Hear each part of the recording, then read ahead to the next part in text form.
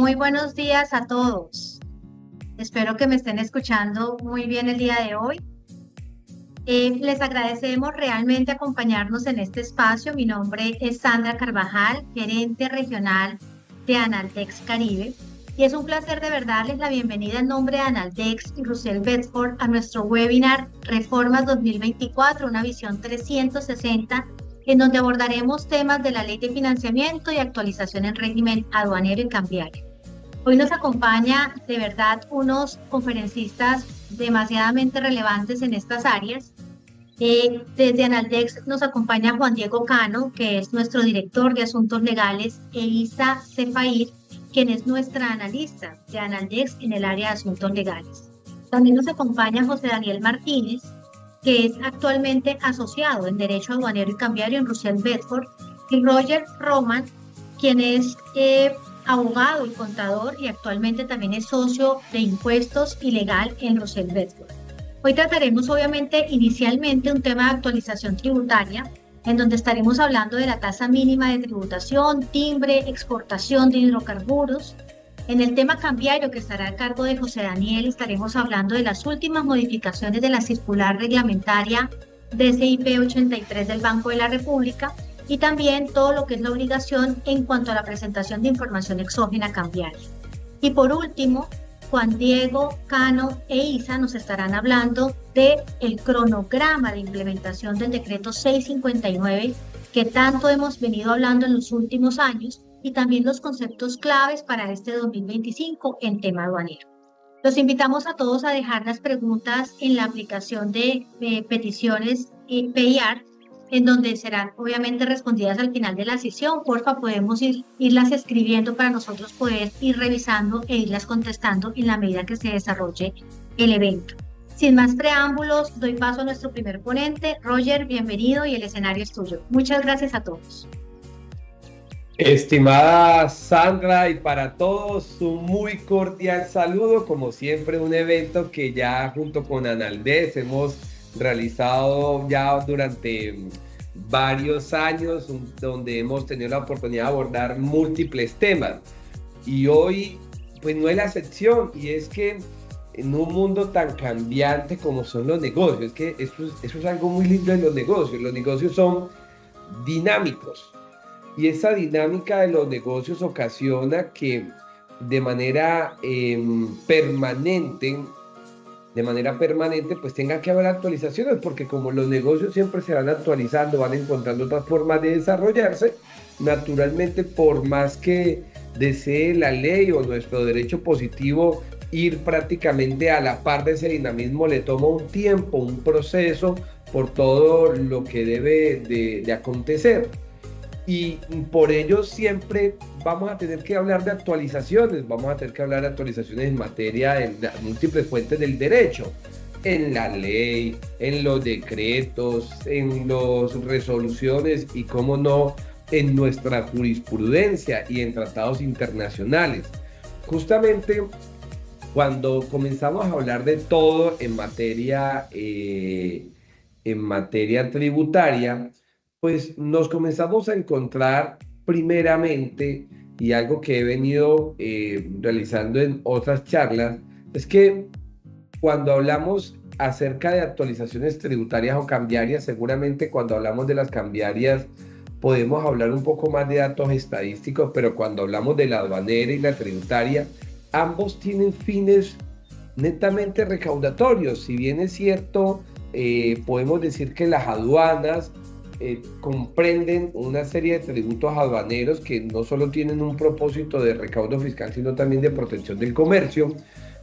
Pues no podemos dejar, un segundito acá que estoy teniendo como problema para compartir la pantalla, no podemos dejar de vista el tema de cómo están las finanzas de nuestro país. Y insisto, un segundito acá a ver qué pasó. ¿Qué fue lo que sucedió acá? A ver, un momentico, qué pena con ustedes. Justamente uno todo el día utiliza esta aplicación Teams y en ocasiones pareciera que le quiere a uno causar sorpresas en el momento más inoportuno. pero bueno, ya aquí estábamos solucionando. Entonces, cuando comenzamos a ver las finanzas del país, nos comenzamos a encontrar algo muy interesante y tiene que ver, ahí, Santa Caro, ¿me confirma si están viendo mi pantalla? Ya estará Sí, viendo. ahora sí estamos viéndolo. Ok, entonces cuando comenzamos a ver todo ese tema de tributación en nuestro país, sí o sí, nosotros tenemos que ver cómo están las finanzas. ¿Y por qué digo las finanzas? Porque el derecho tributario, el derecho aduanero depende directamente de Hacienda y Crédito Público. Y Hacienda y Crédito Público es una rama del derecho administrativo, es decir, tanto el derecho tributario como el derecho aduanero son una subrama de Hacienda y Crédito Público, no son una rama primaria del derecho. Entonces, cuando comenzamos a ver, pues comenzamos a encontrarnos un lugar donde, ya lo habíamos dicho en otras charlas, la tributación disminuyó el recaudo. Colombia funciona a partir de flujo de caja y estamos hablando de cómo Colombia en el año 2023 logra récord histórico. Estamos hablando que logra un récord casi de un 50 billones de pesos de recaudo producto de la última reforma tributaria. Gran parte de ese recaudo generado por los nuevos tributos que se habían creado, aumento de las autorretenciones, todo. Y comenzamos a ver cómo se hace un presupuesto, se esperaba un crecimiento igual o proporcional a la vigencia del 2023, se hace de manera errada un presupuesto y naturalmente fallan todas las proyecciones. Y estas proyecciones ocasionan un elemento coyuntural. Y vemos el gobierno nacional cómo fue necesario hacer un recorte de casi 25 billones. Si bien es cierto, no mencionó un recorte, sino un aplazamiento de la ejecución. Eso es como si en la casa tenemos que comprar la lavadora, la teníamos dentro del presupuesto, no cumplimos el presupuesto y decimos, bueno, la lavadora tendremos que comprar el año siguiente, por no decir que ya no se va a hacer. Naturalmente, esto tiende a acontecer de que ya eso serán ejecuciones que no se realizarán y esta disminución claramente del recaudo pues nos ocasiona unas tensiones muy importantes en finanzas públicas. Pues Colombia, visto como un ente único, pues también tiene que cumplir obligaciones de acreencia. Y para entrar entonces un poco en esa materia, Colombia, adicional de recaudar menos en materia fiscal, nos encontramos con un panorama muy complejo referente a la situación de seguridad del país. Y una de esas situaciones que fue desbordada fue necesariamente la situación de Catatumbo, que produjo unos desplazamientos de más de 50.000, 60.000 personas, situación que no veíamos hace muchos años y sabemos que las complejidades sociales que genera el desplazamiento son demasiados factores. Primero, salir de la región, perderlo todo, son demasiados factores que si bien es cierto, ayer vi el documento de entrada de estudio de parte de la Corte Constitucional, recordemos Colombia tiene varios tipos de decretos, uno es el de conmoción de interior, otro es el de situación económica y de salud, que fue el que vimos en materia de la pandemia, el cual con la firma de todos los subministros y el presidente decretan ese estado de conmoción y pueden emitir decretos con fuerza de ley. Y una de estas entonces es que se hace un paquete de medidas para atender una situación social en el mencionado departamento. Dicha situación entonces ocasionó una medida que estábamos esperando y era un decreto con fuerza de ley, que en este caso fue el decreto 060, el decreto, escúchenme que salió el decreto, ya les digo exactamente el número, el decreto 175, que salió el 14 de febrero, en el cual revivió un impuesto que es el timbre, vamos a hablar acerca de él, grava la exportación o la venta nacional de hidrocarburos y por fin entra el tema de juego de suerte y azar. Hagamos pequeños comentarios de cada uno y sobre todo profundicemos en el tercer capítulo y profundicemos en el tercer capítulo y ahorita cuando hable de petróleo y carbón tengo que hacerle la pregunta a mis compañeros y a panelistas también que espero estén en línea para para comenzar a hacerles la primera pregunta, que si bien es cierto la vamos a hacer al final, vamos a tener algo acá. Juego de suerte y azar en línea, los que juegan Betplay, los que apuestan en fútbol. Mire, nadie está en contra de que se grabe eso. De eso no hay duda de que se tiene que grabar. Los juegos y apuestas, y esto hay que decirlo indistintamente, que hayan personas que en este momento estén conectados y tengan tal vez la costumbre de apostar, pero las apuestas está considerado no solo en Colombia, sino a nivel internacional como una especie de vicio en el cual la persona busca un resultado futuro a través de la especulación en la apuesta. Y esas apuestas, por ello en Colombia, está grabado de múltiples formas.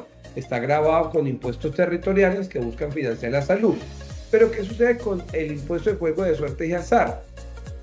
Es que desde el punto de vista dogmático es cuando todos estamos de acuerdo y una unanimidad en decir sí, hay que grabarlo, pero no está bien la forma como se está grabando. Esto tiende a pasar lo que uno llama esas críticas constructivas, porque a veces obviamente criticar siempre va a ser más sencillo que proponer, pero justo estando un poco en el Congreso del ICDT les manifestaba, cuando usted apuesta, eso no es ni un bien ni un servicio.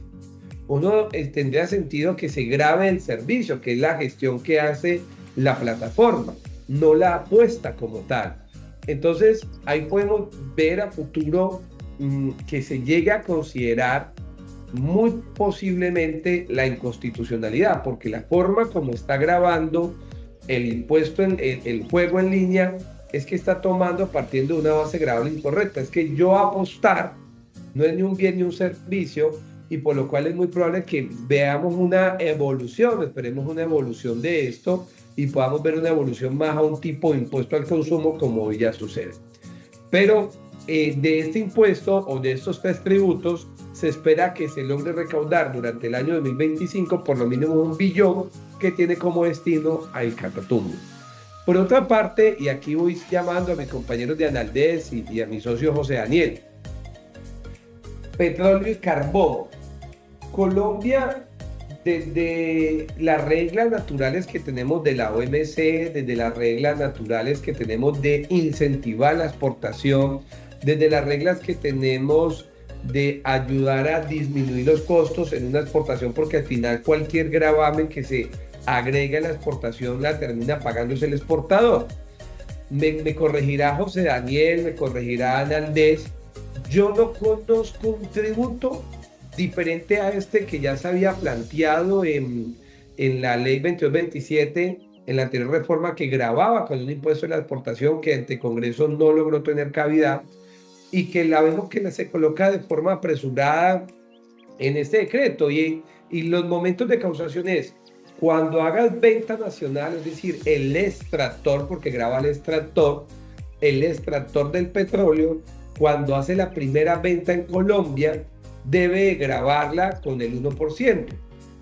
Dice que es en la primera venta y solo se causa una vez. O si la venta le hace hacia exportación, dice que en el embarque, el momento del hecho generador es el embarque, en el otro venta nacional es el momento de la factura o entrega del material, que grabará al 1%, en este caso el valor FOB y en este otro caso a valor de venta nacional.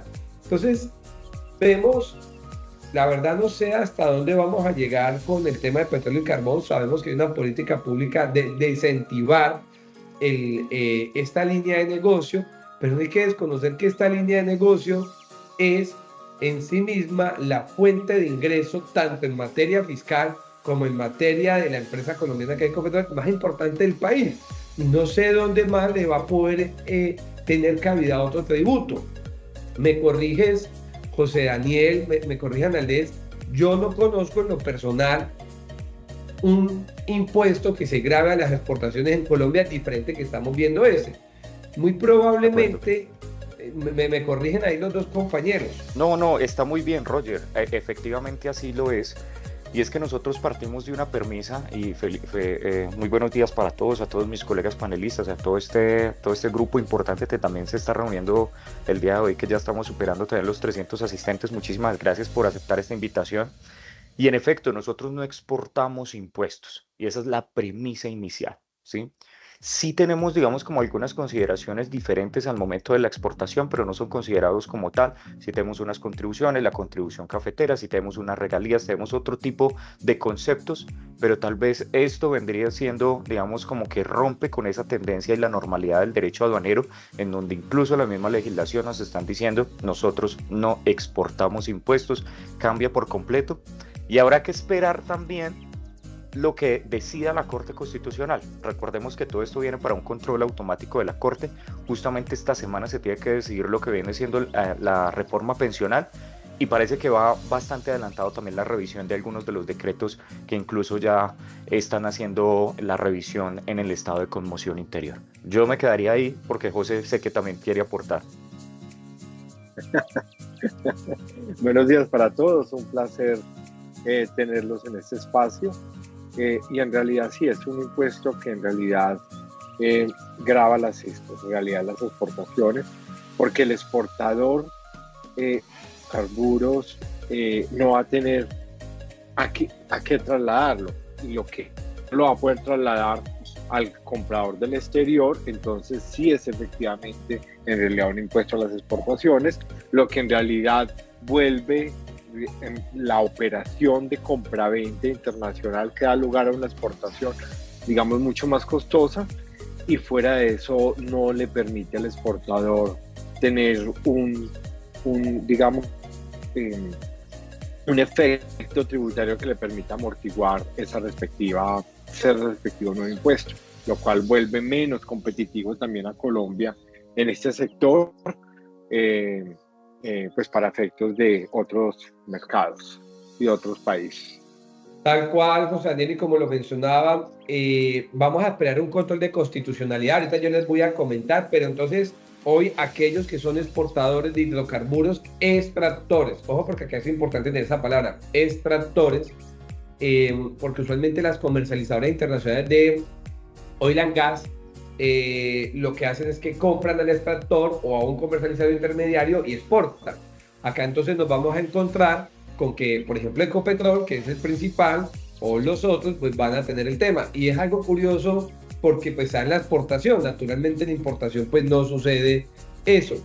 Y donde más quiero enfatizar seguramente esta charla, y es, más voy a llegar a mi conclusión. Mi conclusión es que es muy probable que si se logra, muy seguramente, la agremiación de juegos de suerte y azar, establecer un muy buen proceso, muy buena demanda, en mi criterio tiene todo para ser declarado inconstitucional. Desconoce la base gravable, que es un factor primario para el efecto constitucional en cuando conocemos todos los temas del IVA.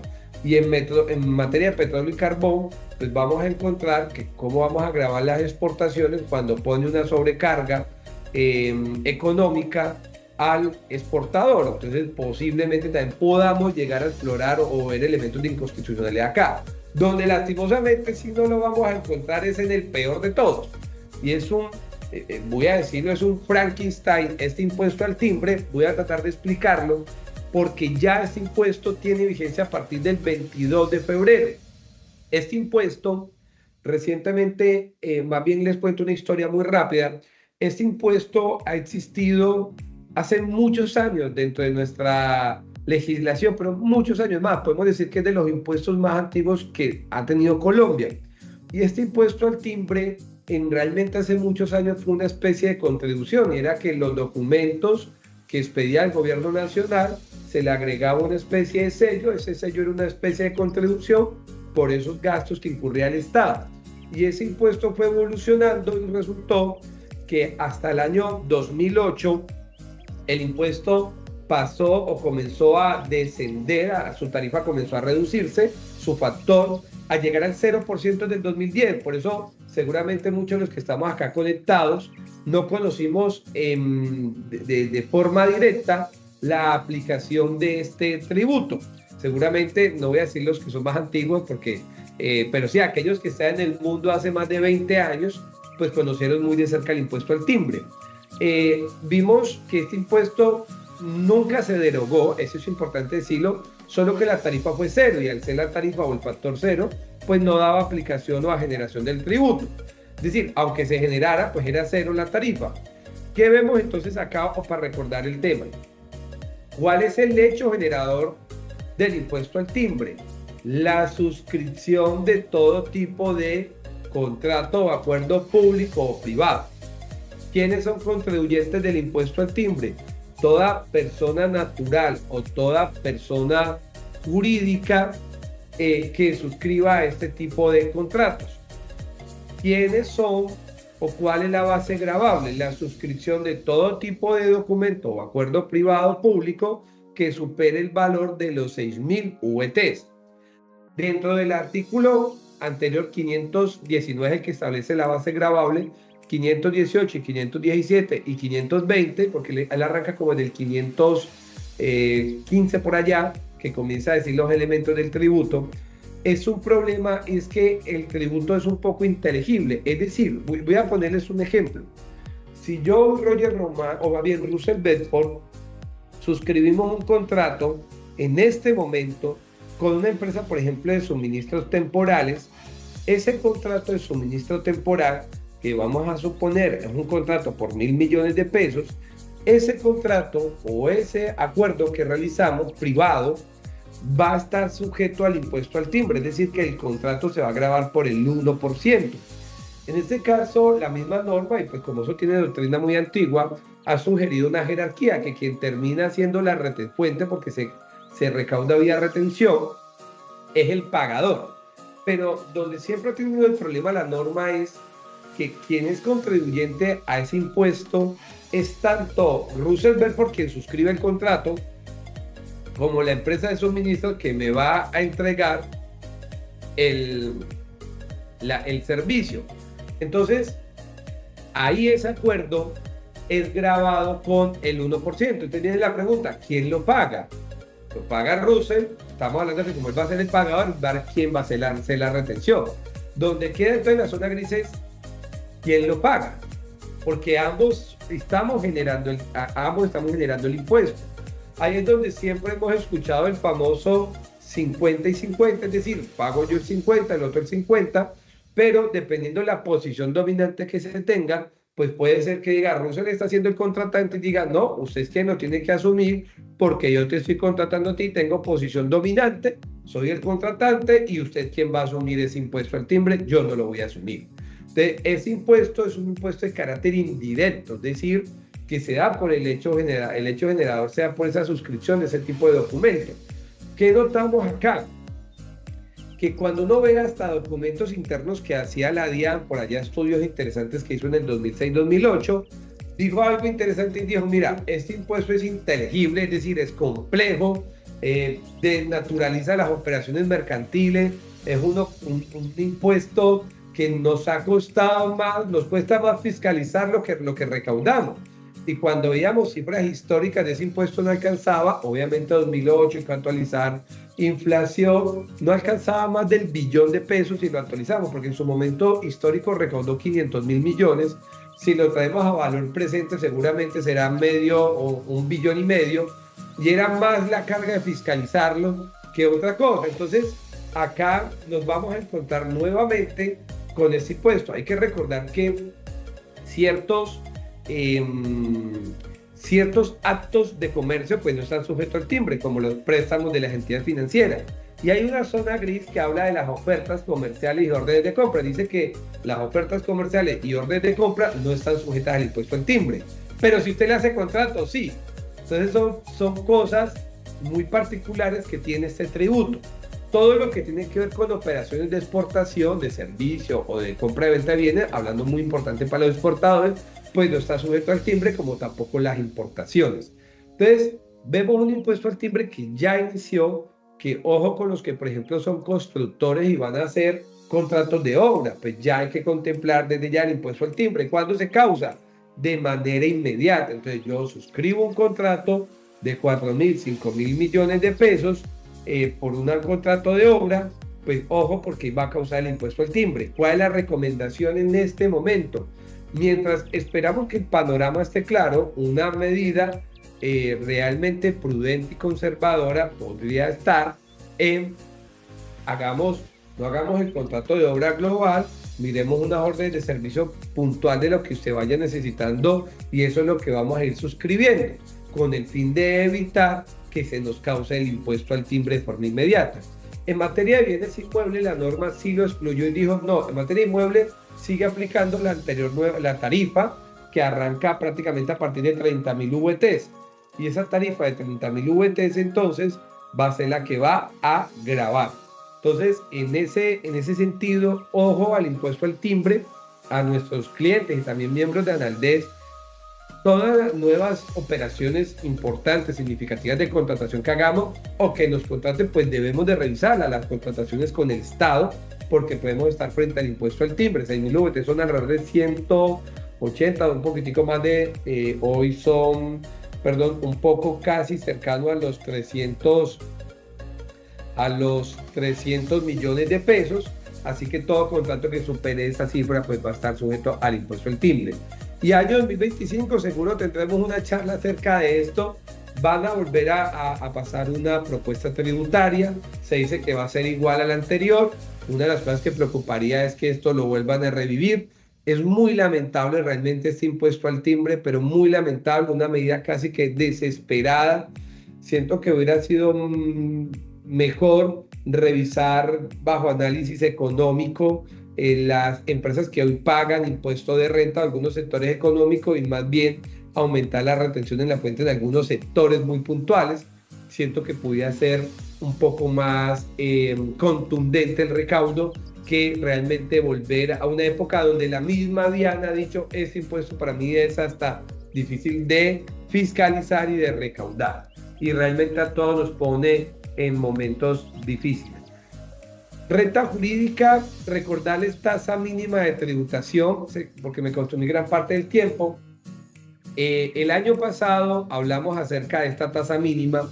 Es un impuesto que no tiene nada que ver con la OCDE. Miren, algo que me encantó de una charla que tuvimos hace poco en la jornada de Derecho Tributario, decía una persona en Derecho Comparado que venía de México. Y esta persona en Derecho Comparado, de una forma muy particular, pues criticaba, siendo mexicano, criticaba el impuesto de nosotros, porque él dijo, hicieron algo muy a los colombianos. Y él decía, miren, si algo nos ha servido con Estados Unidos, y me llamó mucho la atención eso, hablando del sector de exportación, él decía, con Estados Unidos, pues que es su principal socio para México, decía, nosotros hemos entendido que los impuestos tienen que ser fáciles. Los impuestos tienen que ser fáciles. Y él decía, miren, ahora todas estas plataformas como Amazon, que montan sus centros de distribución, viene una pelea coyuntural donde se dice, bueno, ¿qué es más importante, el centro de distribución o la plataforma? ¿Dónde están la mayoría de los riesgos de este negocio?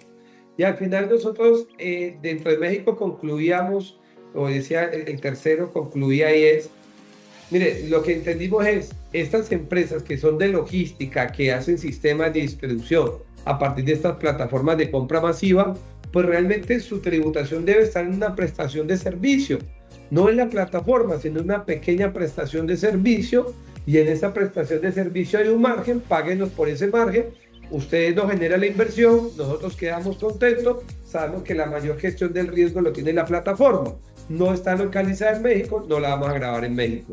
Y hacemos reglas claras, reglas fáciles, todos quedamos satisfechos y lo que hacemos es generar atracción de inversión.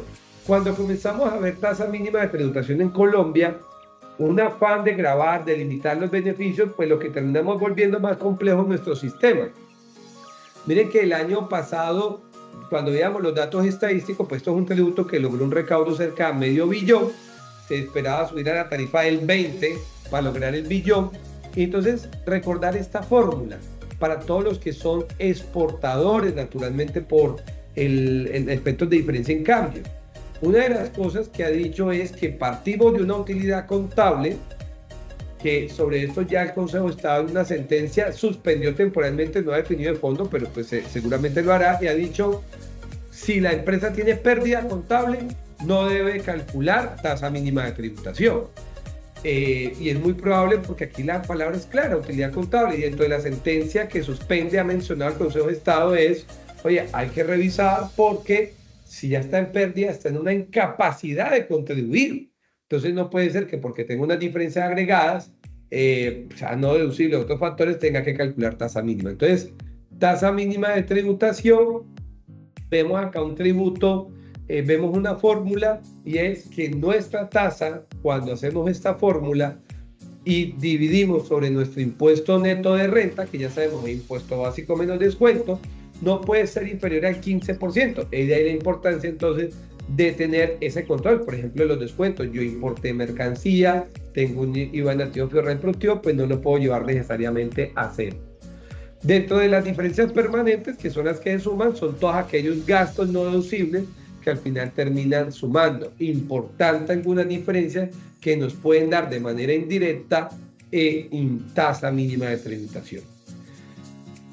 Aquí estas memorias van a ser de ustedes, no se preocupen que sé que es la primera pregunta, y también recordar que el ORI nos incluye, y otra suspensión que tuvo el Consejo de Estado en esta materia es el cálculo de las utilidades grabadas y no grabadas. Y es que la DIAN dijo en un concepto para efectos de determinar si la utilidad es grabada o no, debo de incluir también el mayor valor por la tasa mínima de tributación. Consejo de Estado dijo, no, eso no lo puedes incluir porque eso no está dentro de la fórmula y te estás extralimitando en tu interpretación. También se encuentra suspendido. Documentos electrónicos, esto prácticamente para efecto del ecosistema, quiero hacer tres comentarios del ecosistema electrónico. Y uno de esos tiene que ver con lo que es el tema del RADIAN. De nómina electrónica y los demás. Miren, para hacer corto este punto, la renta que se aproxima ahora, revise y concilie su facturación electrónica. Hace poco nos acabamos de validar con un cliente que hizo muchas notas créditos, pero no las hizo electrónicas, no sé qué fue lo que hizo ahí. Entonces, ¿qué nos genera eso? Una distorsión que no está mal, pero por lo menos corrijamos y hagamos las notas créditos electrónicas. Por ejemplo, es que no he hecho las nóminas electrónicas. Actualmente, en mi criterio, no hay un régimen sancionatorio por el envío extemporáneo. Cuanto más sería la sanción por el 651. Pero, y eso. Entonces, en ese sentido, recomendación ya. Si usted no ha conciliado, haga la conciliación de factura electrónica, haga las notas crédito, nómina electrónica, si no la ha enviado, hágalo ya, pero ya. Es decir, se acabó la charla y lo realiza para que la concilie. Si no ha hecho los documentos equivalentes electrónicos con las personas naturales, pues realícenlo, así sea que a la fecha no lo haya hecho. Y en especial, quiero hablar de esto, de los eventos del RADIAN. El artículo en materia de documentos electrónicos, el 616-1 nos señaló y con el fin de ayudar a incrementar en las operaciones de factoring en el país, señaló y dijo, por favor, para que usted tenga deducible un costo, un gasto, y usted cuando reciba facturas a crédito, debe dar el acuse de recibido de la factura y el acuse de recibido del bien o el servicio. De no realizar estos eventos, entenderemos el gasto como no deducible. Estamos viendo una DIAN entonces que ha dicho en reiteradas ocasiones, por ejemplo, que si usted no da los acuses de recibido, por ejemplo, en los IVA descontables, dentro de los periodos que corresponde, a pesar de que la norma no señala un periodo, pues dice, esto no es deducible o no procede el IVA descontable. Entonces, si ustedes no lo han realizado a lo largo del año, lo que les recomiendo es realícenlo. Peor es no hacerlo. Por lo menos uno puede decir, la norma no señala un término, no señala un tiempo. No se puede hablar de un término prudencial porque eso tampoco existe. Pero, por lo cual, entonces, si usted a la fecha no lo ha realizado, realice esos acuses de recibido con el fin de que se evite inconsistencias innecesarias dentro de su declaración de renta por elementos de formalidad. Mi criterio de interpretación de esta norma, que esperemos Consejo de Estado, ya estos conceptos se han demandado, sea, y es lo que uno esperaría, es que estamos hablando de una no deducibilidad cuando realmente yo estoy impidiendo las operaciones de factoring de algún cliente, que eso es totalmente válido. De lo contrario, no podemos estar hablando que por de uno hacer los acuses de recibido ya me encuentre frente a la no deducibilidad del gasto. Y es que hay operaciones que tienen un tiempo natural para revisar el recibido del bien o el servicio. Siempre pongo el ejemplo, Roger Román se ha tomado la decisión de comprar un yate, pues yo ese yate me lo entregan, yo tengo que hacerle unas interventorías, yo tengo que hacerles unas pruebas. Yo no puedo decir que tan pronto recibí o me facturaron hoy el yate, pues yo tengo que darle el acuse del recibido del bien y aceptación del servicio, cuando yo tengo un tiempo natural de revisar si lo que me entregaron está a satisfacción o no lo está. Y eso me puede conllevar un tiempo. Entonces, en ello, pues realmente la DIAN, imagínese, por ejemplo, si hicimos compra el 31 de diciembre, entonces resulta que si yo no le di los acuses de recibido, pues puedo tener problemas con mi IVA descontable o las operaciones a final de mes. No obstante, la recomendación es traten en lo posible de hacer esos acuses de recibido a la mayor, al mayor momento temprano de recibido la factura.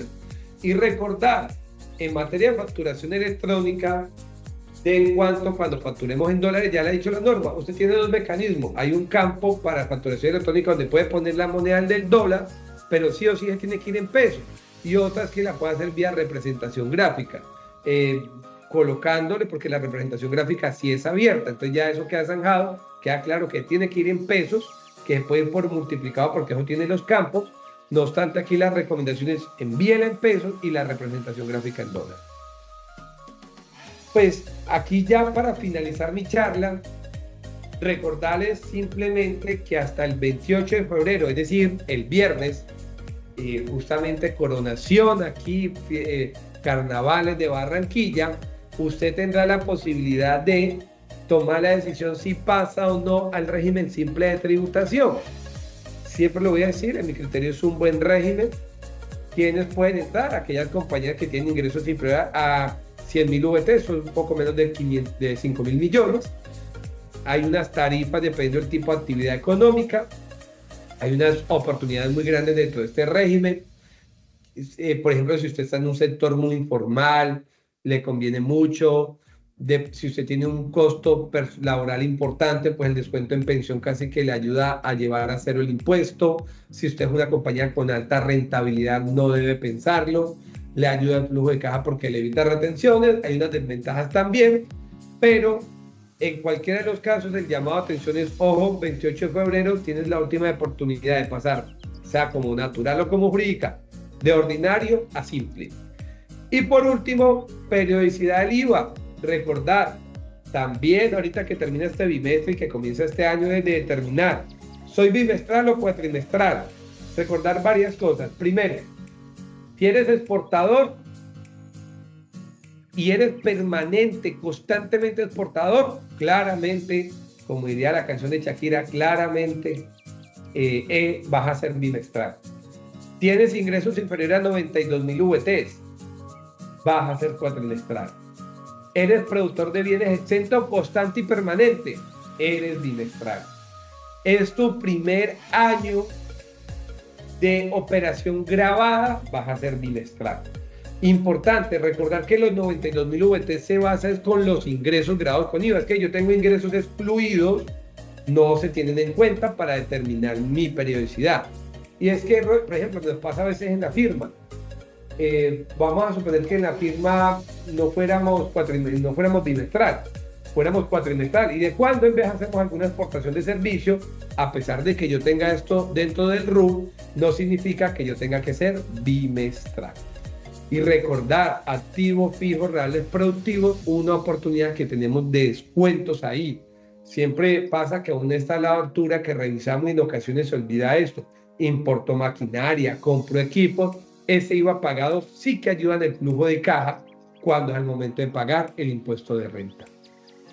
Bueno, y así hicimos un barrido muy rápido de actualización para darle paso a mis demás compañeros de panel, bueno, donde vemos cosas y para concluir esperemos esas inexequibilidades que tanto anhelamos de ese impuesto al timbre. Soy un poco pesimista porque ya la Corte Constitucional, cuando volvieron a revivir el timbre para la venta de bienes inmuebles, declaró su exequibilidad, ni siquiera se inhibió, sino que lo consideró exequible. Así que, pues, ¿por qué no ahorita este temporal volverlo a declarar exequible? Entonces, adelante a mis compañeros.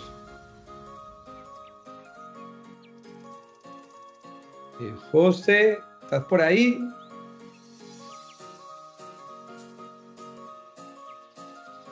Claro que sí. Digamos, acá les voy a compartir mi pantalla. Digamos, ¿la pueden ver? Sí, la podemos ver. Sí, señor. Listo, perfecto. Buenos días para todos. Un saludo muy especial a todos los invitados y asistentes a este webinar. Mi nombre es José Daniel Martínez y yo soy el asociado para el derecho aduanero y cambiario, y un saludo también muy especial a todos mis compañeros de panel, amigos y colegas de Analdex. El día, digamos, en este momento vamos a dar un espacio para una actualización del punto de vista cambiario. Vamos a analizar los principales cambios que se han dado a la circular reglamentaria DCIP 83 del 12 de septiembre de 2023, y vamos a ver qué ha pasado, digamos, en los últimos meses respecto a la resolución 180-2024 expedida por la DIAN, que contiene, digamos, todas las obligaciones en materia de información exógena cambiaria. Entonces, sí me gusta hablar o empezar por un poquito de historia para poder entender en el contexto en el que estamos viviendo y cuáles son los retos que tiene especialmente la DIAN, pues para efectos de la exógena cambiaria, porque hasta el momento pues tenemos una obligación que está en la norma de enviar y suministrar una información exógena cambiaria a la DIAN, pero que hasta el momento está la obligación, pero no existe, digamos, como un plazo en estos momentos determinados para realizar esas respectivas transmisiones. Entonces, el origen de todo esto, pues, viene desde el 27 de agosto de 2021, donde el Banco de la República expidió la circular reglamentaria DCIP 83. Recuerde que antes era DCIN, porque inclusive quería decir departamento o significaba Departamento de Cambios Internacionales del Banco de la República, y ahora pues le agregó la palabra P, que inclusive quiere decir o traduce Departamento de Cambios Internacionales y Pagos, le agregó la palabra y pagos del Banco de la República. Entonces, en el año 2021 el Banco de la República comenzó, digamos, como un reto comenzó un reto de cambio del sistema, donde buscaba prácticamente la eliminación total de todos los formularios desde el punto de vista cambiario. Recuerden que desde el año más o menos octubre del año 2016 empezó a eliminar los formularios, empezó a eliminar el formulario 1, el formulario 2, que generalmente eran giro por importaciones y reintegro por exportaciones. Inclusive ahora la gente sigue hablando de formularios, pero desde octubre del año 2016, declaración de datos mínimos por importación de bienes o una declaración de importación de bienes, en donde solamente exige unos datos mínimos. Y si miramos en cada IMC tiene su respectivo, digamos, como formato de datos mínimos, que no necesariamente coinciden en su totalidad, como si coincidían cuando existía el formulario 1 o el formulario 2 antes del año 2016. Entonces, el banco comenzó, digamos, como un reto de sistematización, de cambio del sistema, de la eliminación completa del sistema de información cambiaria, que es un sistema que en realidad funcionaba, pero ha funcionado por más de 20 años. Entonces implicaba también unos retos, y los retos fue la creación del nuevo sistema de información cambiaria. En este nuevo sistema de información cambiaria comenzó a realizar una serie de operaciones en este nuevo sistema, en todos los registros de inversiones internacionales, sustitución, cancelación de inversiones internacionales, donde no había canalización de divisas, es decir, donde se celebró, por ejemplo, un contrato de colaboración empresarial, donde se aportó realmente un establecimiento de comercio, se aportó una respectiva marca dentro de una operación entre residentes y no residentes, y hay movimiento de divisas, pues formulario 11, y desde el 27 de agosto de 2021 ya es una transmisión electrónica. Es un documento electrónico por medio del cual se registra, se sustituye y se cancelan las inversiones internacionales. Eso prácticamente duró, esa circular o esa nueva circular reglamentaria duró prácticamente año y medio, porque el 12 de septiembre de 2023 el Banco de la República expidió una nueva circular reglamentaria de 83 y empezó a tener vigencia el 1 de noviembre de 2023 e implicó la fase 2 del nuevo sistema de información cambiaria. ¿Cómo así fase 2? Si en la fase 1 solamente estábamos transmitiendo determinada información relacionada con inversiones internacionales cuando no había canalización de divisas, en la fase 2 pues ya aumentó las operaciones que se tenían que hacer a través de este nuevo sistema. Entonces implicó que desapareció por completo los formularios 6 y 7 relacionados con endeudamiento externo y ya los cambió por una transmisión electrónica de informe de créditos externos, donde también, digamos de los cambios más importantes, en donde eliminó por completo lo que conocemos,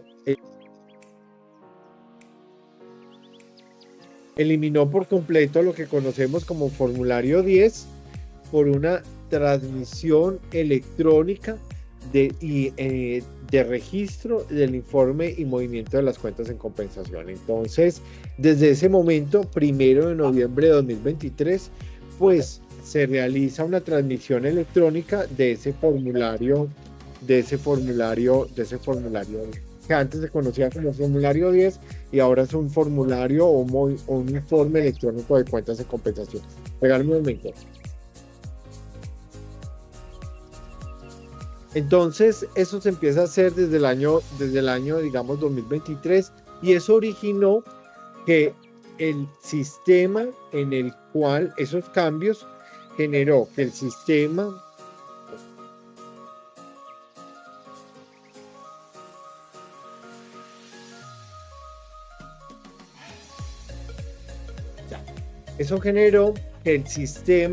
del Banco en el cual se hacían esas correspondientes transmisiones del informe de movimiento de cuenta en compensación, pues ya no era compatible con el sistema en el cual la DIAN recibía la información exógena cambiaria.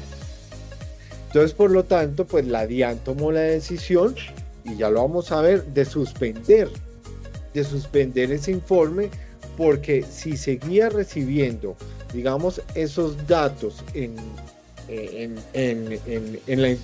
correspondientes a la información exógena cambiaria, pues recibía datos, pero los datos se quedaban en datos porque no los podía procesar, no los podía, digamos, interpretar, pues para efectos de las fiscalizaciones o de la información que requiere para efectos de ejercer su vigilancia y control. Entonces, estos fueron algunos cambios que trajo también esta circular. Pues eliminó, como les decía, el informe 3, 4 y 10, o los formularios 3, 4 y 10, y los cambió por formas electrónicas. Permite desde el 12 de septiembre de 2023 transmitir, anular y corregir declaraciones de cambio para una cuenta cancelada que antes no se permitía. Si se cancelaba, no se permitía antes, digamos, corregir un movimiento o informes de una cuenta cancelada. Y al igual, también es muy importante esto, que antes no se permitía, había que esperar un mes. Si se registra una cuenta de compensación para efectos de canalización de cambio, ya sea de inversión, un reintegro en exportaciones o un giro por importaciones de bienes, se realizó el giro o se recibió el reintegro. Si no se va a realizar una operación, digamos, después de esa canalización, pues dentro del mismo mes se puede realizar la cancelación de esa cuenta de compensación. Antes había que esperar al menos un mes. Y también el Banco de la República sigue con sus cambios a la circular reglamentaria, y el 19 de diciembre de 2024 pues expidió digamos, una modificación a la circular reglamentaria de SIP 8 del año 2023. Trajo en realidad, digamos, como varios cambios de forma, pero el más importante que ustedes deben conocer en esta nueva circular reglamentaria externa es que ya está prohibida el financiamiento en moneda extranjera entre dos residentes que tengan cuenta en compensación. Es decir, antes de esta fecha, pues dos residentes en Colombia que tuvieran cuenta en compensación podían realizarse entre ellos préstamos, negociaciones en moneda extranjera y desembolsos en moneda extranjera, siempre y cuando tuvieran cuenta de compensación.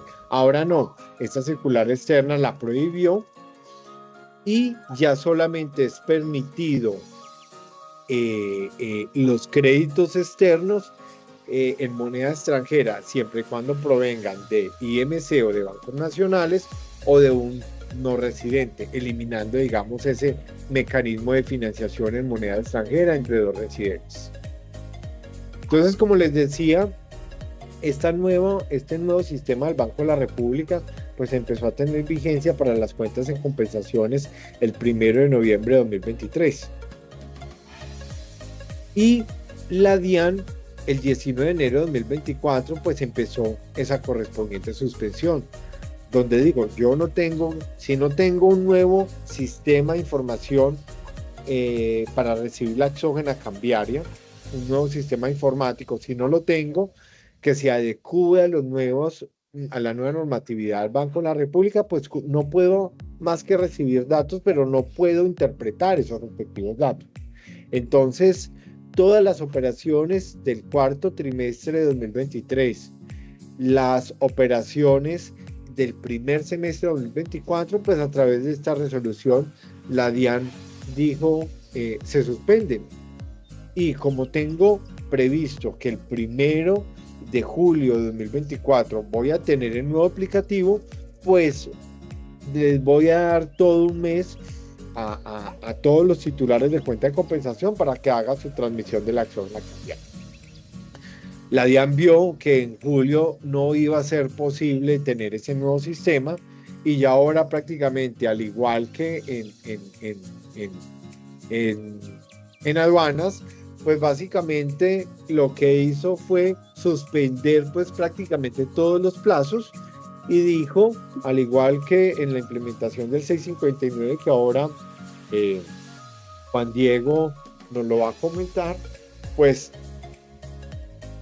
dijo que cuando la DIAN certificara el funcionamiento de su aplicativo, pues en ese momento iba a entrar en vigencia la obligación de entregar la respectiva información exógena cambiaria por un término de 6 meses adicionales para desatrasar prácticamente 2 años de información exógena cambiaria.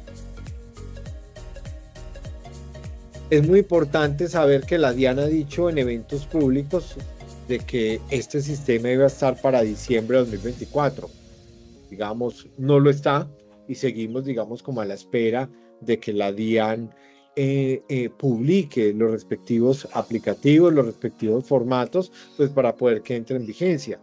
En otros eventos de este año ya dijo que ahora a más tardar en febrero publicaba los respectivos aplicativos para que entraran en vigencia o a más tardar todos los titulares de las cuentas de compensación estuviéramos transmitiendo a más tardar en el segundo semestre, pero el viernes ya es 28 de febrero y hasta el momento pues la DIAN no ha publicado, digamos, como ese respectivo aplicativo.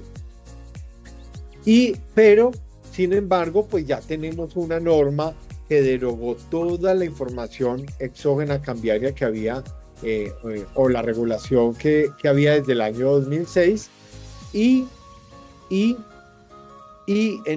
publicó la resolución 189 del 26 de septiembre de 2024, en donde estableció todos los parámetros para presentar esa información exógena cambiaria, pero no publicó los formularios que son, o los aplicativos electrónicos que son los que requerimos para poder que entre en vigencia esa obligación de reportar la información exógena. Pero existen las normas, y en esas normas pues siguen siendo los titulares de las cuentas de compensación los obligados a presentar la información exógena cambiaria.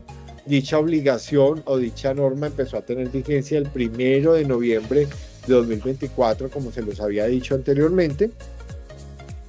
Y de acuerdo a esta resolución 189, pues básicamente pueden inclusive o tienen la obligación de reportar en la información exógena cambiaria las declaraciones de cambio iniciales, las devoluciones que se presenten. Esto fue uno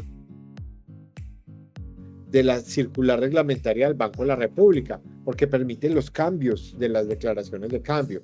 Es decir, cambiar, por ejemplo, cuando uno canaliza inadecuadamente,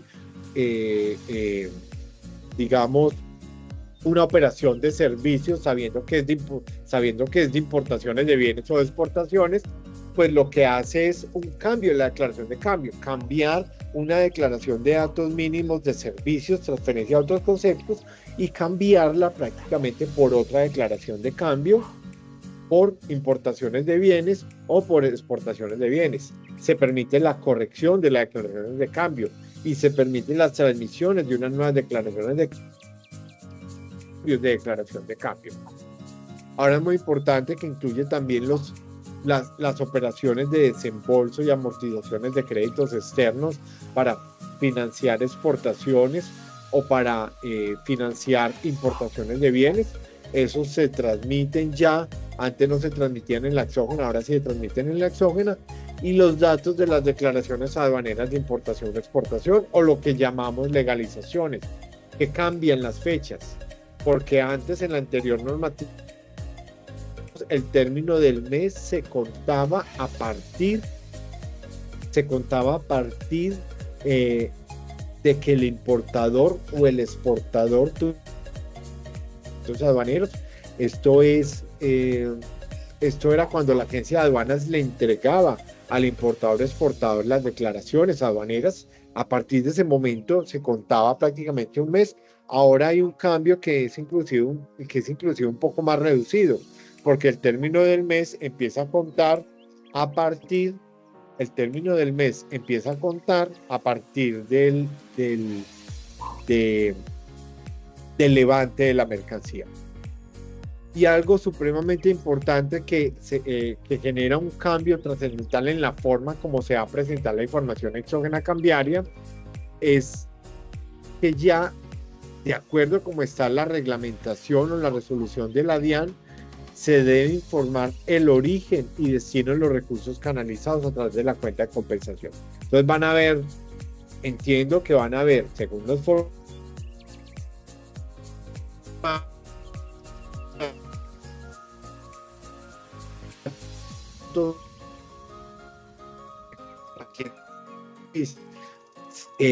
sino cuáles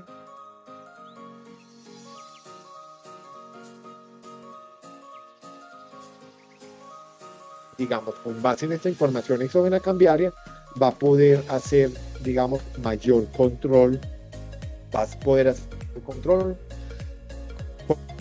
con la información que va. José, se te pausó un poco la cámara, no sé si la puedes volver a apagar y prender. Ya. Si quieres, como está haciendo algo de intermitencia y quieres, mejor apagar la cámara. Ok.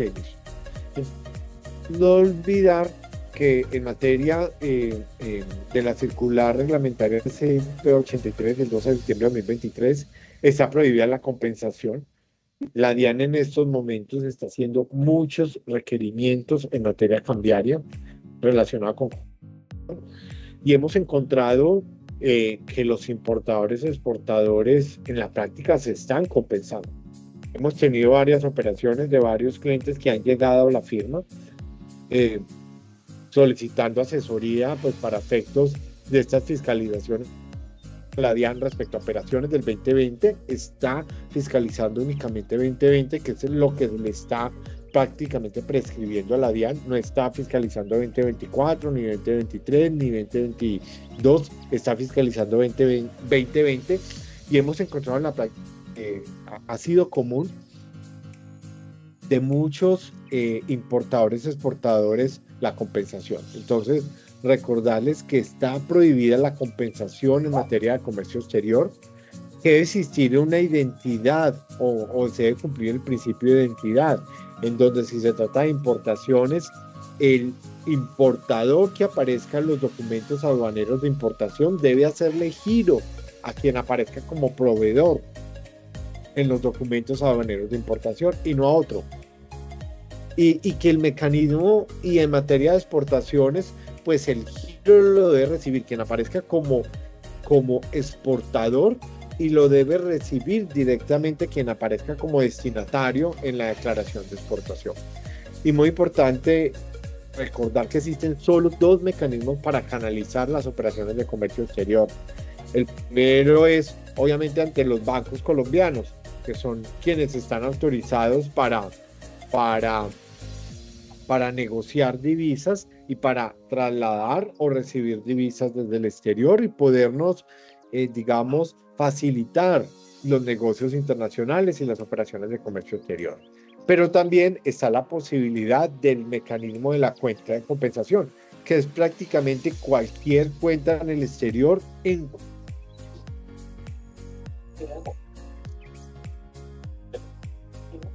pero no significa que a través de esas cuentas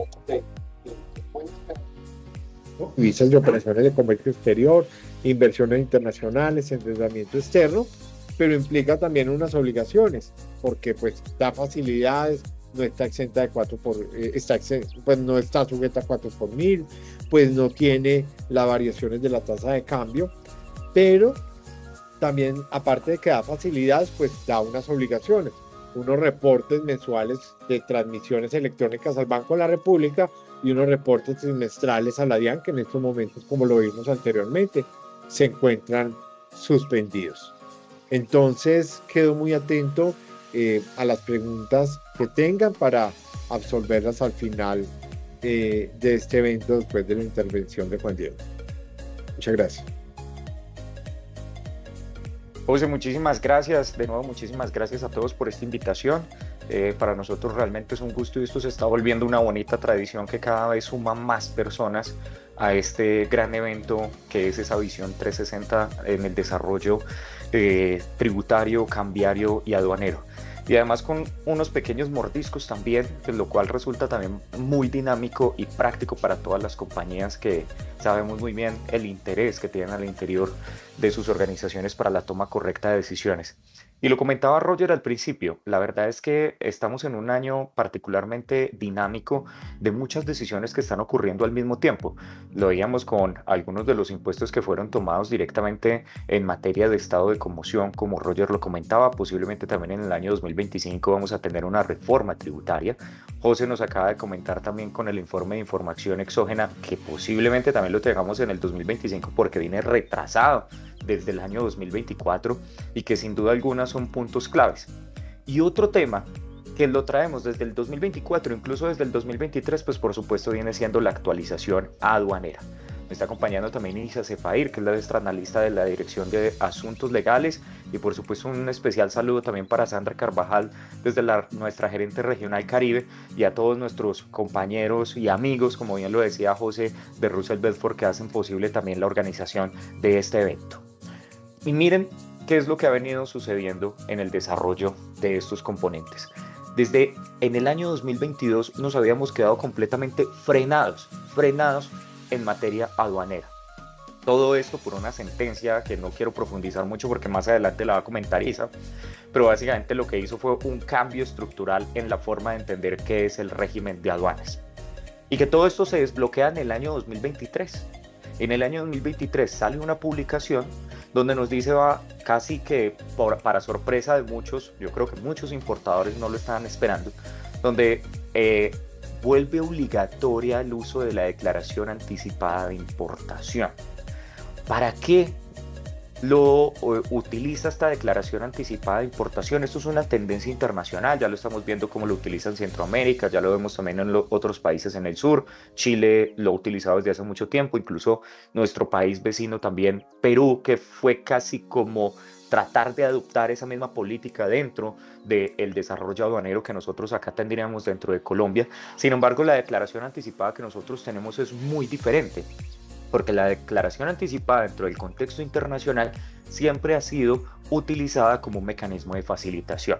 ¿Por qué de facilitación? Porque en la medida que yo le cuente a la aduana qué es lo que va a ingresar al país, esta misma autoridad aduanera puede hacer un perfilamiento de la mercancía y del personaje, es decir, del importador y sus asociados de negocio, para realizarle un mayor control a través de inspecciones o un menor control. Pero resulta que la declaración anticipada que nosotros tenemos en el país resulta que no ha sido para facilitación, sino para control. Y directamente hoy aplica para algunos de los sectores con mayor susceptibilidad al contrabando, como pueden ser el sector textil y confecciones, calzado, algunos temas también de maquinarias, entre otras. Y es que acá ya entramos con un punto esencial dentro de todo este desarrollo. Es que yo creo que en las últimas semanas, por muchas noticias, pues hemos estado hablando también del contrabando. Y sin duda alguna, para mí me parece que el eslogan de la DIAN en esa materia es bien importante, porque el contrabando es un problema de todos, porque afecta también la competitividad de las empresas, afecta por supuesto el recaudo, que tanto también nos estaba hablando Roger en su primera intervención, y es que el contrabando sigue siendo muy alto, y es más del 10% de los ingresos totales que, por ejemplo, se registraron para el año 2022, es decir, que superó los 8.800 millones de dólares. Eso es realmente una cifra que está desbordada y que es necesario buscar todo tipo de instrumentos para combatir el contrabando. Sin embargo, nosotros desde la asociación consideramos que todavía no hay los estudios suficientes que logren demostrar que la declaración anticipada, pues por supuesto, tiene un componente importante para la lucha del contrabando, dentro del desarrollo que lo están presentando dentro del decreto. Incluso en su momento, cuando fue publicado este proyecto normativo, pues no tenían estudios, y fue gracias a través de Analdex que solicitamos el acompañamiento por parte de la Procuraduría General de la Nación, en donde posteriormente se publicaron algunos estudios para demostrar de que los cambios que aquí se están planteando pues tenían un soporte técnico dentro de los lugares de arriba. Yo sé que estamos hablando mucho de la declaración anticipada, pero yo les quiero decir algo. Realmente, cuando uno va a mirar el decreto 659, el impacto no está en la declaración anticipada. El impacto está en otra figura que se llama el abandono. Por dos motivos. El primero, esto está cambiando por completo la estructura de las importaciones. La estructura de las importaciones, y lo que está haciendo es concentrar todas las operaciones en los lugares de arriba. Esto viene siendo el nuevo modelo como lo plantea el decreto 659, es decir, que posterior a la presentación de la declaración anticipada, que es con 48 horas de antelación, pero acá hay otro cambio importante. Estamos pasando de presentarla en días, hoy se presenta con 5 días, a horas, que son 48 horas de antelación, pero resulta que el proyecto de resolución reglamentaria nos dicen que no, eso se mide en minutos, pero por un minuto, por fuera del tiempo establecido en la regulación, las multas pueden ir entre 15 y hasta 20 millones de pesos. Es decir, que un error formal, un adelanto en la motonave, pues realmente tiene unas consecuencias bastante graves dentro del desarrollo.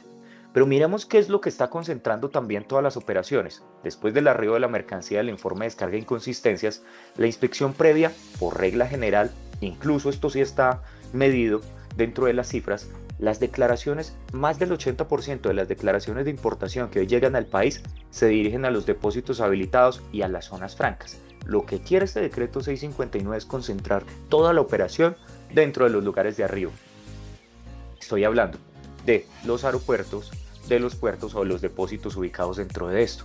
Y eso, por supuesto, genera mucha preocupación por el nivel de la capacidad que vayan a tener estos lugares para poder atender todas las operaciones de comercio exterior y sobre todo de la velocidad que se necesita para poder atenderlas por parte de los funcionarios, tanto públicos como privados.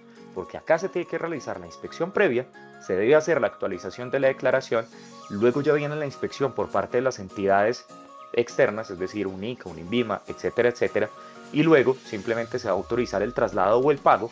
Entonces van a quedar muy relegados estos depósitos por fuera del lugar de arriba, porque yo solamente voy a poder realizar el pago de los tributos en estos lugares, lo cual pues vamos a mirar realmente cuál puede ser la afectación, pero incluso la Superintendencia de Industria y Comercio ya ha advertido los posibles efectos adversos y económicos que esto pueda llevar. Entonces notemos que realmente acá, y todo esto que hoy se realiza en un mes, prorrogable por otro mes, vamos a tener que hacer en 5 días en modo marítimo y en 2 días en el modo aéreo. ¿Cuánto tiempo nos demoramos hoy en la nacionalización? 7 días. 7 días. Entonces son cifras importantes, porque si la mercancía queda de abandono, pues realmente es uno de los efectos más perjudiciales para el importador, porque queda en propiedad del Estado. Y es un abandono muy excepcional porque no permite el rescate. Se pierde por completo la mercancía, entonces es necesaria una planeación aduanera muy robusta para tratar de impedir y también cumplir con todos los eventos que acá se presentan. Pero es importante entonces saber esto en qué va, porque José ya lo había comentado antes, esto depende de muchas circunstancias y una de esas circunstancias está desarrollada directamente con la implementación de un nuevo servicio informático. Y ese servicio informático, la aduana en un primer anuncio nos dijo que iba a estar listo para octubre del año 2024. Con la entrada del director Villabona, hoy en día exdirector Villabona, afortunadamente se revisó ese cronograma y dijo no se va a implementar en octubre de 2024, sino que 2024 va a ser un estado para pruebas, en donde se van a invitar a los importadores que hagan uso de las nuevas funcionalidades y que dependiendo de los resultados continúa el proyecto o se hacen los ajustes tanto en la normativa como en la parte tecnológica. Eso fue un cronograma que presentaron en julio la autoridad aduanera. Sin embargo, pues lo que estamos viendo es que estamos atrasados, y esto es una noticia que es importante también tenerla dentro de todo el contexto, porque muchas empresas ya también siguen avanzando en la implementación de ajustes tecnológicos para cumplir con estos nuevos términos. ¿En qué punto estamos? ¿O en qué punto deberíamos estar? Si estamos a febrero, deberíamos estar a ajustes tecnológicos, es decir, que previo a esto debió salir para comentarios el proyecto de resolución reglamentaria finalizando agosto y empezando septiembre. Finalmente este proyecto de resolución fue publicado el 24 de octubre. Todavía no ha sido expedido porque para esta fecha debería ser expedido, y en octubre debieron haber empezado las pruebas funcionales. Entonces notemos que tenemos un retraso de por lo menos octubre, noviembre, diciembre, enero, febrero. Estamos hablando más o menos entre 5 y 6 meses, porque ya para marzo, como bien lo anotaban, pues ya empieza la próxima semana. Entonces estamos hablando de por lo menos unos 6 meses de retraso dentro de todo el cronograma del decreto 659. Lo cual, si siguiéramos revisando este cronograma, pues nos habían dicho que en junio del 2025 entraría a regir. Le sumamos 6 meses, estaríamos para el último cuarter de este año 2025, tal vez octubre, noviembre, diciembre, podríamos tener la implementación completa del decreto 659, y en eso siguen habiendo desarrollos importantes dentro del servicio informático. Dos coyunturas que me parecen también relevantes dentro de todo este proceso. Hay un relevo también del director general. Entra ahora Luis Eduardo Ginás, quien también es el director del OIAF. Por el momento está en encargo de parte de esta función y sabemos muy bien que viene con también unos procesos interesantes en lo que viene siendo implementación de la tecnología, particularmente inteligencia artificial. Y un segundo componente, y es que ese proceso de modernización aduanera, que lo hemos venido escuchando de vieja data para los que ya tenemos algunos años también en el comercio exterior, lo prometieron desde el año 2016, del 16 al 18, del 18 al 20, del 20 al 22, y se ha venido desplazando en el tiempo. Lo último que nos habían dicho es que yo podría estar tal vez en el año 2025, pero ya hay una prórroga del contrato que teníamos con el BID para el fondo DIAN y se ha desplazado hasta el año 2028.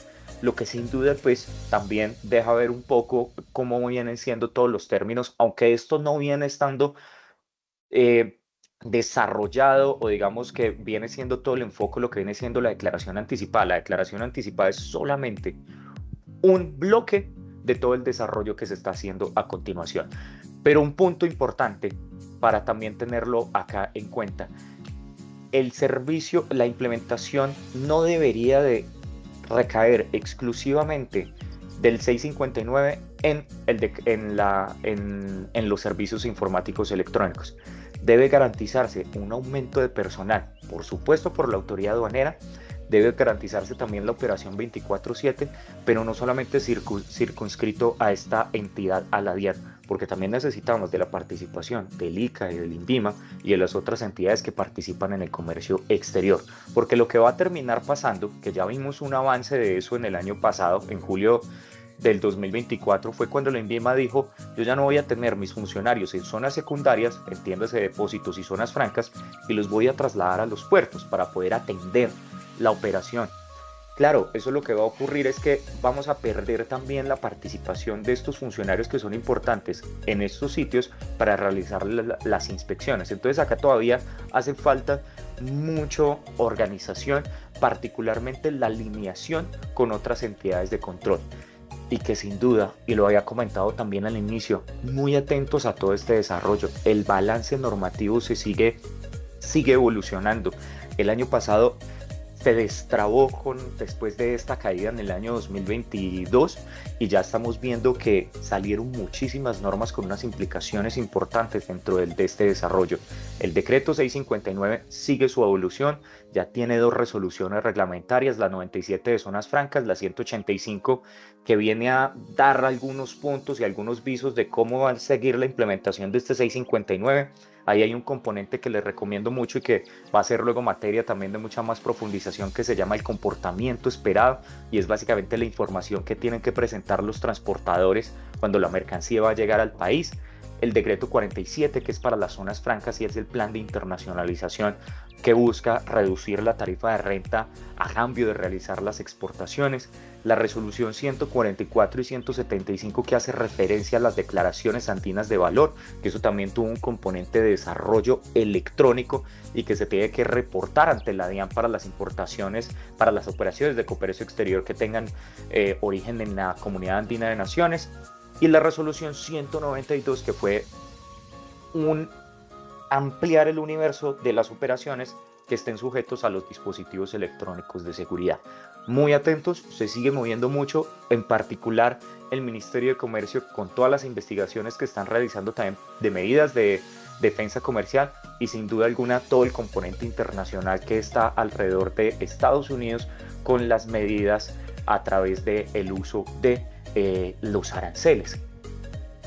Y para darle paso a Isa, no solamente está desde el punto de vista normativo, sino también de los conceptos. Ya por allá, el primer comentario, la primera observación que nos dejaron en la cajita de preguntas y respuestas estaba de cara a los conceptos. Los conceptos son respuestas que la DIAN le da la respuesta a una pregunta que hace un usuario aduanero, y acá ya nos encontramos algunos de esos. Entonces, Isa, por favor, cuéntanos qué ha venido sucediendo con todos estos conceptos, cuántos salieron en el año pasado y cuáles deberíamos de tener en cuenta en este primer segmento. Adelante.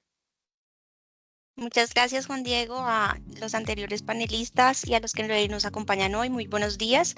Bien, como informó Juan Diego, desde la Dirección de Asuntos Legales hemos estado recopilando y analizando conceptos que han sido emitidos por la DIAN durante el 2024 y lo que llevamos de este año.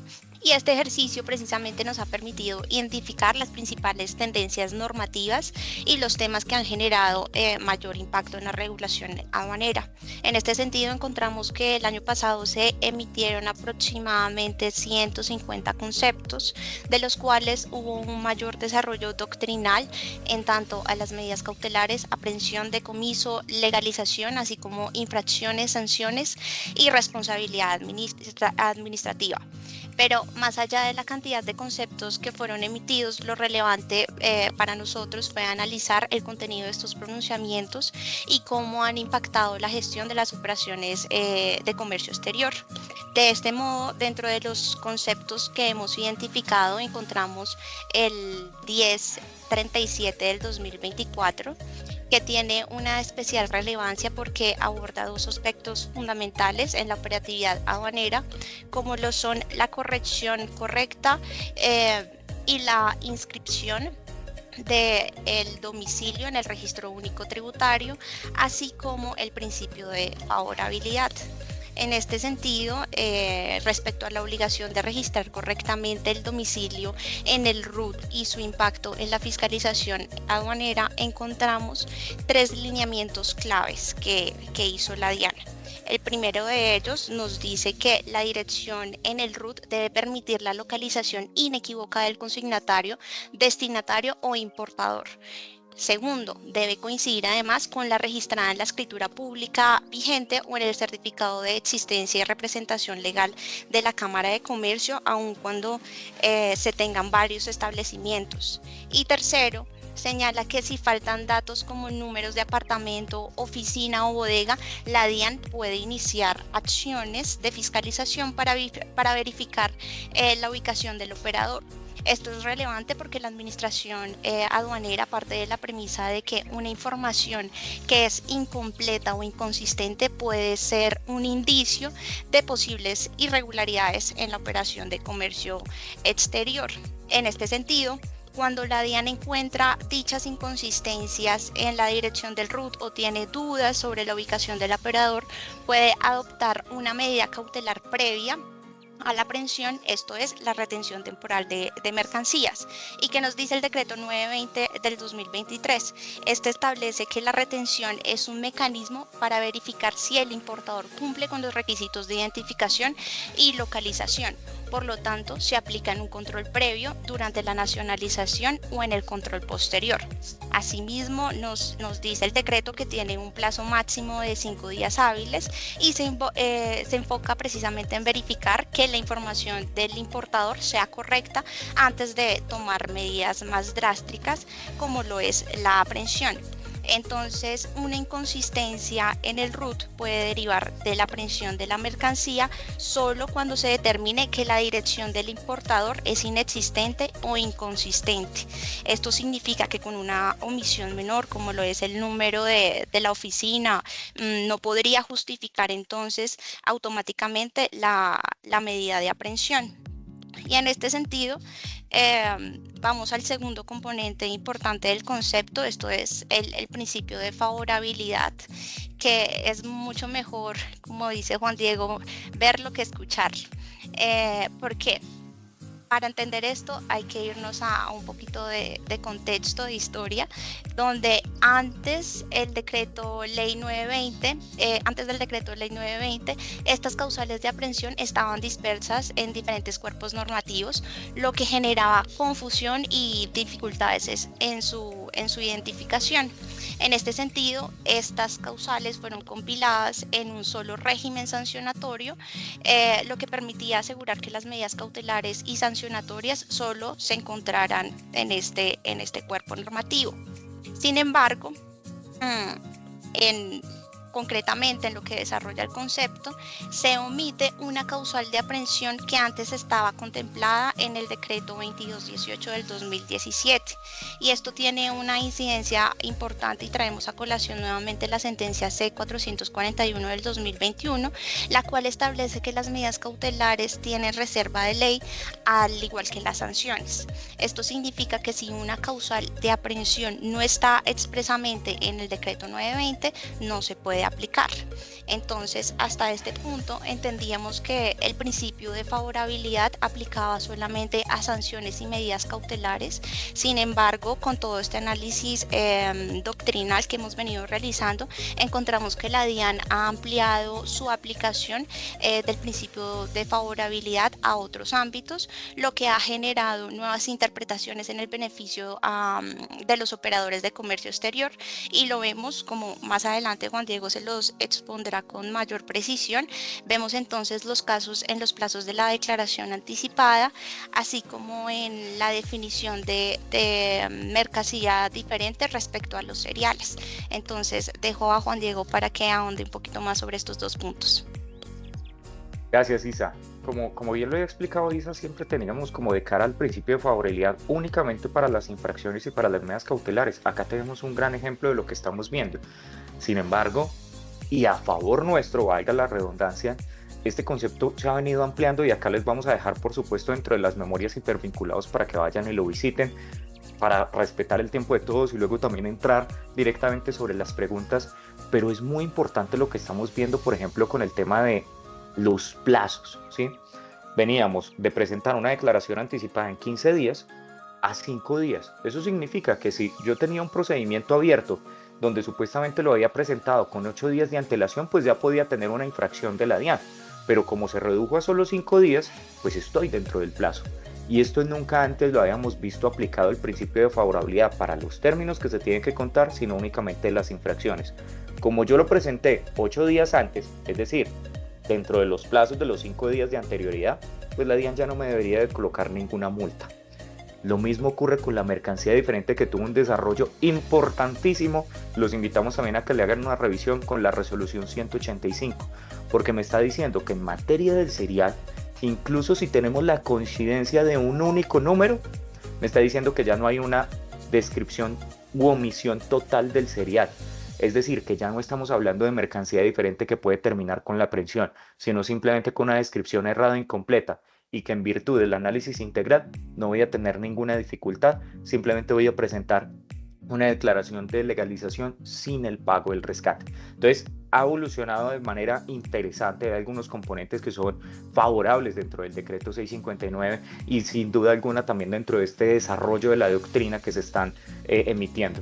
Importante, muy importante, indispensable que tengan en cuenta que esto sigue en evolución permanente. Ya lo veíamos al principio, tenemos más o menos como unas 20 normas relevantes dentro del comercio exterior, dentro del régimen de aduanas, pero ojo, más de 150 conceptos que fueron emitidos en el año 2024.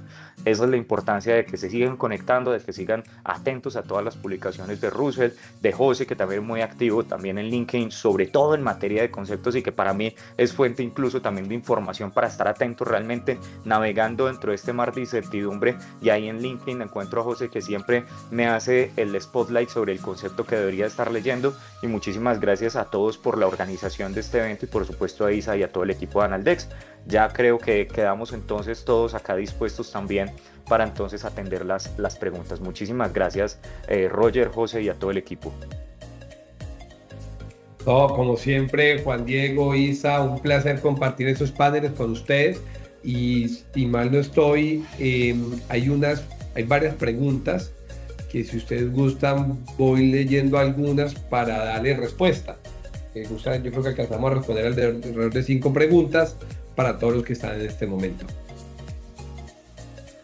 Hay una pregunta por acá aduanera, dice José, pero las operaciones entre residentes por operaciones internas que no son préstamos, ejemplo, factura por venta nacional, sí continúan siendo permitidas. Entiendo que la pregunta es si yo puedo pagar facturas entre cuentas en compensación. Esa operación, digamos, no ha sido, digamos, como prohibida a través de la circular reglamentaria de CIP 83. Entonces, las operaciones entre residentes siguen siendo permitidas siempre y cuando se desembolsen o paguen a través de cuenta de compensación. Lo único que se prohíbe es el endeudamiento externo o el endeudamiento en moneda extranjera a un crédito externo que dé lugar a un contrato de mutuo con unos plazos y con unos intereses. Eso ya está prohibido entre residentes con desembolsos en cuenta de compensación. Ok. O sea, aquí hay otra pregunta que realizan, dice, la nueva información de destinatario, emitente, país y ciudad, ¿desde qué fecha deberán informarse?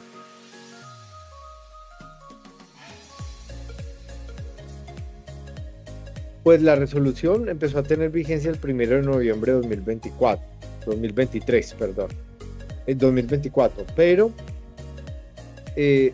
todavía no deben informarse hasta que estén listos los prevalidadores, que esa es una pregunta que hay, digamos, después.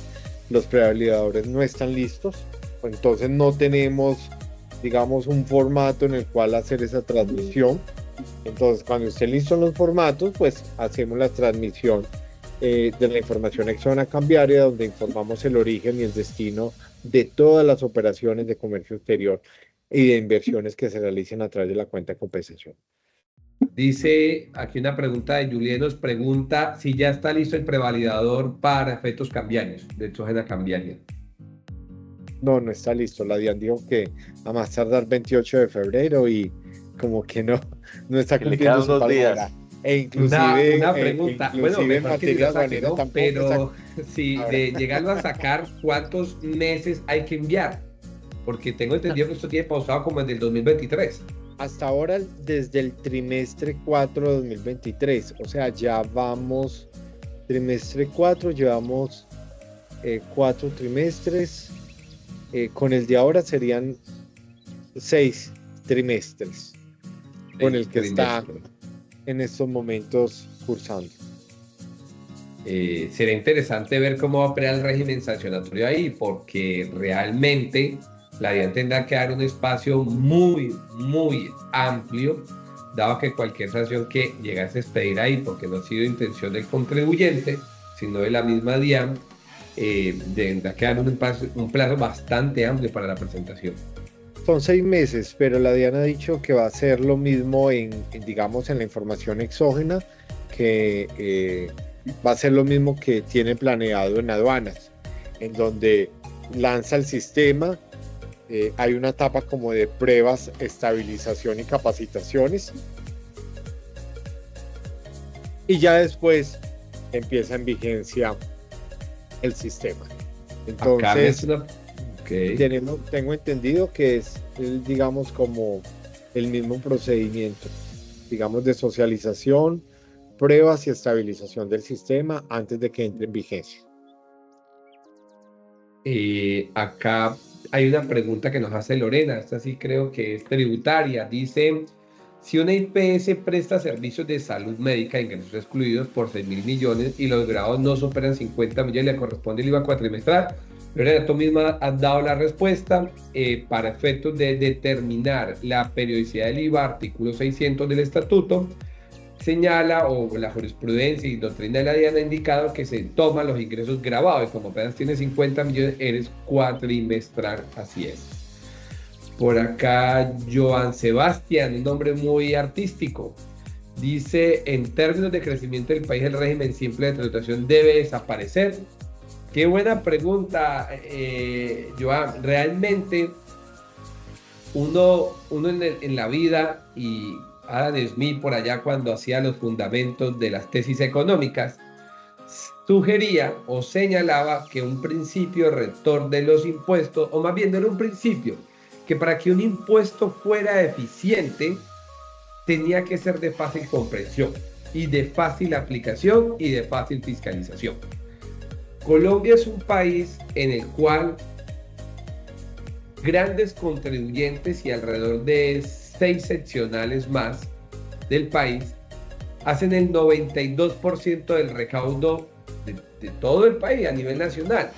Es decir, que solo el 80% lo ponen grandes contribuyentes. El otro 10 lo ponen 6 seccionales y el otro 8 lo ponen las demás. Recordemos que hay casi 32 seccionales en el país. Entonces, si sabemos que hay un grupo, no me gustaría utilizar la palabra minoritario, más bien empresas en crecimiento o microempresas en crecimiento, ¿para qué vamos a poner un régimen tan complejo como el es ordinario. Y realmente el régimen simple, en mi criterio, cumple un papel fundamental de más que ayudar a la formalización, es a que aquel que es pequeño, mediano, pague impuestos de una manera simplificada. Entonces, en ese sentido, sí considero que el régimen simple de tributación es una gran idea. Que algunos dirán, es que se ha prestado para evadir. De acuerdo, eso puede tener algo de razón, pero versus la eficiencia que ha logrado es mucho más. Hace poco, un funcionario de la DIAN, un conocido a título personal, me contaba que le tocó una fiscalización de una persona que tiene una llantería. Persona en régimen ordinario, había movido en la cuenta, creo, 80 millones de pesos. ¿Qué soportes tenía? Ninguno. Seguridad social, ninguna. Es decir, todos los costos o gastos serían no deducibles. Entonces uno diría, ¿qué vas a sancionar a la persona? ¿Con qué capacidad de contribución va a tener si eso sobrevive? No vive, sobrevive. Entonces, porque al final puede ser que tenga 80, pero tiene costos y gastos. Entonces, decía, pues el régimen simple hubiera pagado un 2,5 de los 80, me hubiera pagado como 1 millón, 2 millones de pesos, hubiera sido suficiente. Entonces, sí, en mi criterio es un buen régimen. Y por acá, última pregunta. Dice, esta de Comes, una pregunta un poco amplia. Dice, esta semana nos enviaron el concepto de la DIAN de 20 de enero. Dice, obligación formal de facturar operaciones de exportación. Indica que... Si quieres te ayudo con el resumen, Roger, y tú le respondes, que es más, tiene origen aduanero, pero es un componente tributario, ¿sí? ¿Qué es lo que nos está por acá preguntando Comex? Oiga, salió un concepto bastante reciente que nos habla de la obligación de hacer la facturación en las operaciones que son export, es decir, con el mínimo de intervención y yo acá con todas las obligaciones, ¿cierto?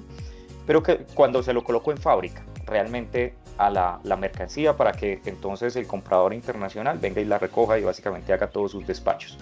Entonces básicamente lo que nos está diciendo este concepto, Roger y José, por si también quieres participar dentro de esta pregunta, es, oiga, acá el concepto me está diciendo que yo tengo la obligación de expedir factura electrónica, chuleado, pero en paralelo también me está diciendo que tengo que facturar, ¿sí? Entonces nos está diciendo acá, facturar no, que tengo que agregarle el IVA, claro, porque viene una factura electrónica con IVA, pero entonces acá me generas por eso la duda y por eso te digo, José y Roger, que nos ayudes en materia tributaria, porque nos está comentando acá la persona que como es factura de exportación, no le estaban agregando o no estaban discriminando el IVA. Pero en exportaciones yo sí agrego el IVA, pero lo solicito en devolución. Entonces por eso, Roger, ahí más bien te la leo para que le hagas la revisión. José ya también está ahí pensando y lo veo ahí haciendo la revisión porque hice la misma cara cuando la miré a primera hora. Y es claro, yo solicito el IVA en devolución, no significa que yo no le vaya a hacer, que yo no le vaya a generar el IVA, salvo que no, ni siquiera, con la comercializadora internacional yo también lo solicito en devolución. Entonces me causó un poquito de curiosidad, Roger y José, por si de pronto la miramos acá entre los tres. De sí, si hay que leerla un poco, pero de forma resumida es toda operación de comercio exterior, prácticamente en la cual implique una exportación, donde siempre hablamos de la palabra exenta, desde el punto de vista técnico, voy a hablar técnico, no desde el punto de vista jurídico, tiene IVA. Por eso es que a veces escuchamos en las cátedras universitarias que la tarifa es cero, pero a IVA, solo que a tarifa cero. Ello conlleva unas obligaciones, dentro de las obligaciones que conlleva, pues es la discriminación del IVA. Y aunque la discriminación del IVA es cero, sí obliga a discriminar para efectos de facturación electrónica. Es más, la mayoría de proveedores y también campos de la DIAN exigen determinar el tipo de operación, si es grabada, exenta o excluida. En este caso es exenta y por ende la tarifa va a ser naturalmente cero. Pero no estoy seguro si la persona que nos está haciendo la pregunta está haciendo relación a ello. Si es de formalidad de facturación, siempre va a tener que discriminar el IVA. Estoy leyendo lo que él comentó acá. Indica que compra internacional. Habría que leer el concepto, no sé si la pregunta puede ser más contundente. Es que la operación, digamos, de exportación, pues básicamente pues, es una operación exenta, como Roger lo determinó, y si causa el IVA, lo causa, solamente que la tarifa es cero, porque pues contrario a esta nueva legislación, a este nuevo impuesto a los hidrocarburos o el denominado especial al catatumbo, pues nosotros generalmente buscamos, o nuestra legislación de comercio exterior siempre busca, como lo decíamos al inicio, no exportar impuestos. Entonces, y otro tema, digamos, muy importante, que si lo alineamos con las resoluciones de la Comunidad Andina de Naciones, pues lo que ha dicho la Comunidad Andina es que la factura es un documento de soporte de la operación de comercio exterior, especialmente cuando hay un contrato de compraventa de por medio. Y dice que no se aceptan facturas pro forma, dice las resoluciones y las resoluciones de la CAM, sino que se aceptan facturas definitivas. Entonces, tratando de facturas definitivas, pues nuestra legislación obliga a una facturación electrónica. Entonces, en ese orden de ideas, pues pienso que nos estamos alineando no solamente con la norma local, sino con las resoluciones de la Comunidad Andina de Naciones. De acuerdo, José. Roger. Bueno, señores. Y algo que a mí me gustaría, digamos, como aclarar, y pienso que es importante hacerlo, y yo creo que Juan Diego e Isa nos puede dar mayor información sobre la resolución, sobre el proyecto de resolución reglamentaria. Juan Diego e Isa ahora hablaron de que toda la operación, de acuerdo, cuando entre en vigencia lo que está pendiente del 659, la operación sería en el lugar de arribo, y para eso en el modo marítimo se tienen 5 días, y en el modo aéreo se tienen 2 días, con pena del abandono de la mercancía.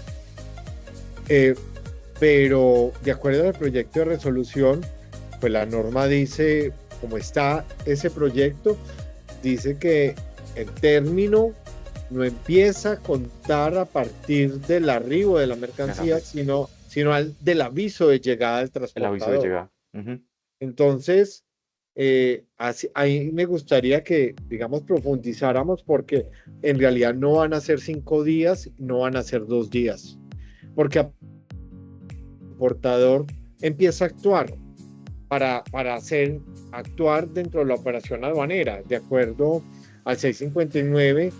Entonces entendería de que estamos sujetos al agente de carga. Entonces ahí se viene como una discusión a lo cual debemos estar, digamos, supremamente atentos a esta implementación y a cómo salga la nueva resolución. Totalmente de acuerdo, José, porque es que cada vez los términos son mucho más cortos porque dependemos de la intervención de diferentes actores. Aviso de llegada, aviso de arribo, tiene que intervenir el agente de carga internacional, pero además, como es una muy buena práctica realizar la inspección previa, resulta que la inspección previa no suspende esos términos. Entonces voy a quedar ahí contra la espada y la pared, porque voy a decir, oiga, ¿cuándo me van a agendar la inspección previa? Pero estoy frente al reloj, el temporizador de que si se acaba y yo todavía no tengo la autorización del levante o la autorización de traslado, me quedan abandono. Entonces realmente estamos muy apretados con estos términos, donde básicamente lo que nos está tratando de decir la legislación es que todo tiene que salir perfecto. Y yo creo que en el comercio exterior es muy difícil de que todo salga perfecto. Siempre hay un inconveniente, sea por un tercero, sea interno, pero existen estas cosas, y por eso hoy contamos con muchas alternativas y con estos depósitos por fuera que incluso agilizan más la infraestructura. Juan Diego, Isa, yo quiero aprovechar también para hacer una pregunta.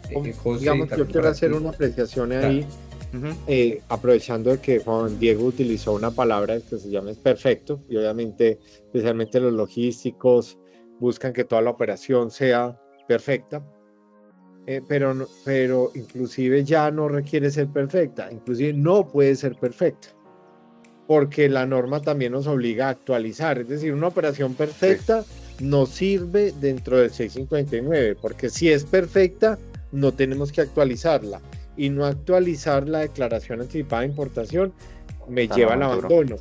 Entonces ahí tenemos que encontrar, digamos, quien realice operaciones de comercio exterior, el importador, tiene que encontrar una balanza entre cómo busco lo perfecto sin que sea perfecto para poder cumplir con la norma, porque no puede ser perfecto.